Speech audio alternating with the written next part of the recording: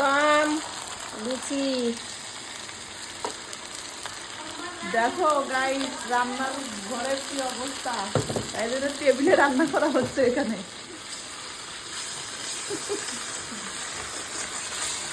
আলুর দম আর এখানে লুচি, এই যে তেল নালি আলাদা আর এই যে আমাদের তরকারি হলো আলাদা।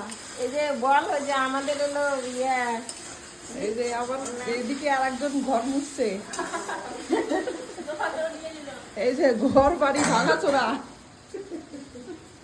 বল মাঠে একবার ঘুরছিলাম বড়ি কর বড়ি তাই কি ভাঙাচোরা অবস্থায় টেবিলে রান্না হচ্ছে। এই যে রান্ধুনি, যাবে না কি দিতে